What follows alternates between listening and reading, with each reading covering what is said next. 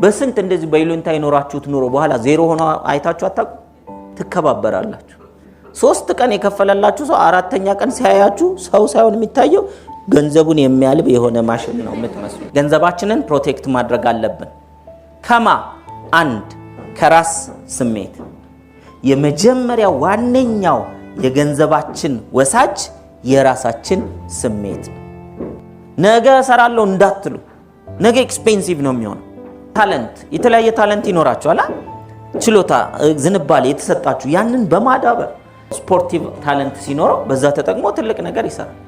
የሙዚቃ ታለንት ሲኖራችሁ፣ የግጥም ታለንት ሲኖራችሁ፣ የዜማ የፈጠራ የተለያዩ ነገሮችን የመፍጠር እሱን ፈጥራችሁ ታለንቱን ፓተንት ራይት ሄዳችሁ አውጥታችሁበት አንድ የፓተንት ራይቱን ከያዛችሁ ከዛ የተለያዩ ኢንቨስተሮች ጋር በመሄድ ያንን በማስተዋወቅ ፓተንት ራይቱ እናንተ ጋር ያለው አንተ ኢንቨስት አድርግ፣ ለኔ 40% ለአንተ 50% 10 ሚሊዮን ብር ነው ኢንቨስትመንቱ ብትሉ ካምፓኒ ይኖራችሁ ማለት ነው። አንዳንድ ሰው ያለውን ይዞ ይሞታል፣ ግን እኮ እኔ እንትን ባረግ ሰው ይቀማኛል ብሎ ራሱን ቀምቶ ይኖራል አይደል? መቼም ሰው ሐሳቡን ወደ መሬት ካላወረደው ፈርቶ ራሱን ቀምቶታል ማለት ነው። ስለዚህ ሰፊ ስራ መስራት ይቻላል። ሌላው ፍራንቻይዝ ነው። ዓለማችን ላይ ከ50 ብር ጀምሮ በፍራንቻይዝ መስራት ይቻላል። እንዴት? ምን ከኔ ጋር የሚሄደው ምንድነው? ዲግ አጥኑ። 1 ወር 2 ወር 3 ወር ሊፈጅ ይችላል። እንደው እንደ ዘበት ገባ ወጣ ሳይሆን ሆን ብላችሁ ሰዓት መድባችሁ ቀን መድባችሁ ሰኞና አርብ ከ12 ሰዓት እስከ 1 ሰዓት ኦንላይን ላይ እየገባው አላርሜን ሞልቼ ፍራንቻይዝ ማጠናበት ወራት ናቸው። 3 ወራት ካጠናው በኋላ አንዱን መርጬ የምሰራበት ነው። ከ3 ወር በኋላ 9 ወር ሰርቼ ደግሞ በዛ የሚገኘውን ይሄን ያክል ኢንካም አገኛለሁ። አለቀ። መታቀድ አለበት። ስራ ነው። ለማጣት ስራ አለው። ለማጣት ስራው ምንድነው? አይቻልም አይረባም እያሉ ቁጭ ማለት ነው። እሱ ያሳጣል። ይቻላል ይሆናል ብሎ ያሰቡ ታርጌት አስቀምጠው ደግሞ ያንን ለማግኘት መስራት። ስቶክ ማርኬት ሌላው ነው። ስቶክ ማርኬት ለምሳሌ የባንኮች ሼሮች ዲስ ዴይስ የሌሎችም ካምፓኒዎች ሼሮች ይሸጣሉ። ሼር ብትገዙ 30%፣ 40%፣ 50% ኢንቨስት ያደረጋችሁበትን ማግኘት ይቻላል። በተለያየ ጊዜ ደግሞ ዛሬ ለተለያየ ጉዳይ ሲሆን ትበደራላችሁ አይደል? ከሰዎች ተበዳድራችሁ ሼሮች ላይ ብትገዙ የገዛችሁት ሼር በየአመቱ ያ ትልልቅ ኩባንያዎች ስለሆኑ በየአመቱ ገቢ ያመጣሉ። ዛሬ እንደ ዘበት የጀመራችሁት 1 አመት 2 አመት እያለ ለምሳሌ ዛሬ 10 አመት አድጎ 3 ሚሊዮን 4 ሚሊዮን ላይ ብትደርሱ 50% ድረስ የሚከፍል ቢሆን ያ ኩባንያ የገዛችሁት ባንክ ኦር ካምፓኒ 3 ሚሊዮን ቢኖራችሁ 1.5 ሚሊዮን 1.5 ሚሊዮን ብር ማለት አመቱን ሙሉ ስለ ቤተሰባችሁ አታስቡ። ያንን እኮ ላይፍ ስታይል ለመኖር በብዛት የያዘን ምንድነው? ፋይናንሻሊ ካፓብል ስላልሆነ ነው። ገንዘባችንን ፕሮቴክት ማድረግ አለብን። ከማ አንድ ከራስ ስሜት። የመጀመሪያ ዋነኛው የገንዘባችን ወሳጅ የራሳችን ስሜት ነው። አብዛኞቻችን ደግሞ ሰው ምን ይላል በሚል ብዙ ገንዘብ እናወጣል። ትራንስፖርት ላይ ከመክፈል ጨምሮ ማለት ነው። ትራንስፖርት ላይ ሰው ስታገኙ ሰላም ብቻ ነው የሚባለው። ደህና ነህ? እንዴት ነው? ሁሉ ሰላም? አዎ በቃ። ከዛ በኋላ የራሳችሁን አውጥታችሁ ትከፍላላችሁ። አቋም ሲኖራችሁ ምንድነው የምታደርጉ?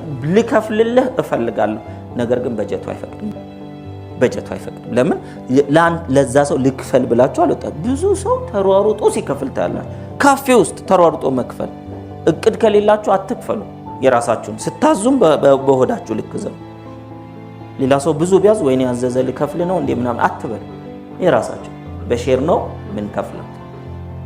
ይሄ በጣም አንደኛ ፍቅርን ያደረጀ ትከባበራላችሁ። 3 ቀን የከፈለላችሁ ሰው 4ኛ ቀን ሲያያችሁ ሰው ሳይሆን የሚታየው ገንዘቡን የሚያልብ የሆነ ማሽን ነው የምትመስሉ። በሴሚስትሩ እናንተም 3 ጊዜ ብትከፍሉለት 4ኛ ሲመጣ በአሁኑ ካፌ እንዴት ነው እንሂድ ሲል አስቸኳይ ጉዳይ አለኝ የለኝም እኮ ሌላ ቦታ ካፌ ውስጥ ልገኝ ይችላል። ለምን? ስለምንጠላው አይደለም። ነገር ግን ገንዘቡ ተሰርቶ አይደል የመጣው። ስለዚህ እዚህ ጋር ያለውም ለፍቶ ነው፣ እዚህ ጋር ያለው ለፍቶ ነው። እዚህ ጋር ያለው ጁስ ያዛል፣ እዚህ ጋር ያለው ሻይ ያዛል። ቁጭ ብለው በፍቅር ይኖራል ማለት ነው። አይ አንተ ምን ትንዘዝ ምንድነው እንደዚህ አይነት ይሉኝ እንወደዳለን ባይዘው ሊመስለን ይችላል ቴምፖራሪ። the only thing ምንድነው የሚመስለን በሰዎች ዘንድ ተቀባይነት ለማግኘት ጊዜን፣ ገንዘብን፣ ጉልበትን፣ ስሜትን አውጥተን መጨረሻ ላይ በስንት እንደዚህ በይሉንታ ይኖራችሁት ኑሮ በኋላ ዜሮ ሆኖ አይታችሁ አታውቁ? ትምህርት ቤት ህይወት ላይ በይሉንታ ኖራችሁ ተመረቃችሁ ስትጠፉ ሌላ በይሉንታ የምትኖራቸው ሰዎች ጋር ናቸው። ያኛው ተረተረቱ ነው። እንደው ምን ብለው እንደሚያማችሁ ታውቃላችሁ? እሷ ግን ትንሽ ገንዘብ አጥፊ ናት። ገንዘቡም ወጥቶ ስምም ጠፍቶ ይሆናል እንዴ? ቢያንስ ገንዘቡን አትይዙት። ትንሽ ቋጣሪ ናት አይሻልም? ሁለቱም ሀሜት ነው አይደል? ትንሽ አጥፊ ናት፣ አጥፊ ነው። ትንሽ ቋጣሪ ነው። ኦኬ እኔ እንኳን ቋጣሪ መባል አልፈልግም ይላል ብዙ ሰው። ቋጥራ በህይወት ስኬታማ ሆን በኋላ ሲቸግረው አንተ ጋር ነው የሚመጣው። ለሰውየውም ትተርፏለህ፣ ለጓደኛም በቸገረው ዘመን ትደርስለታለህ።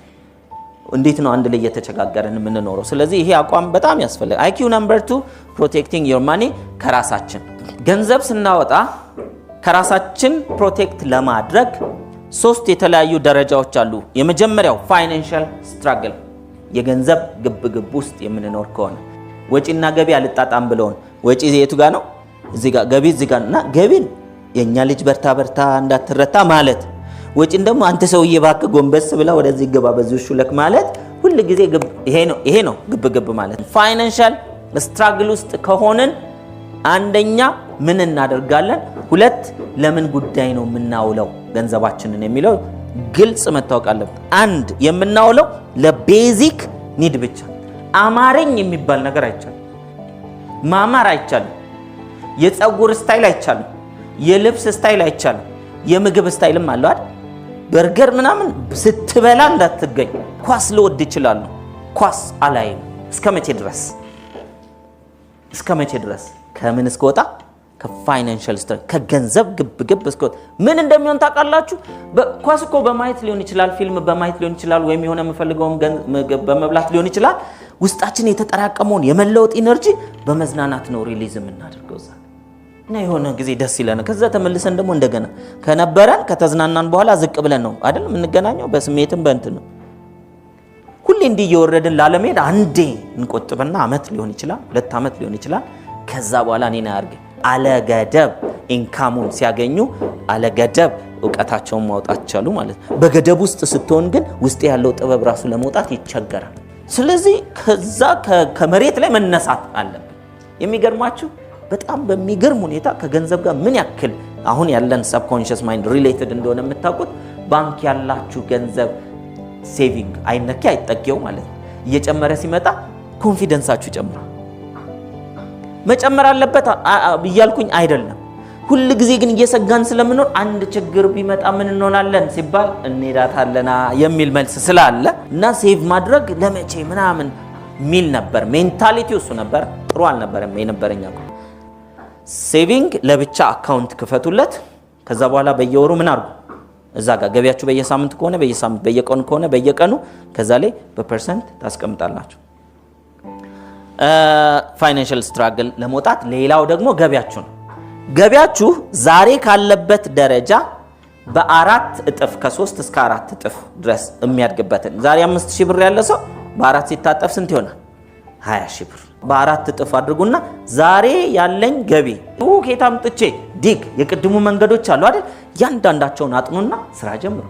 ስታጠኑና ስታውቁ አልሰራውም እንኳን ብትሉ እናንተ ያላችሁ ኮንፊደንስ እንደሚጨምር ታውቃላችሁ። ለምን?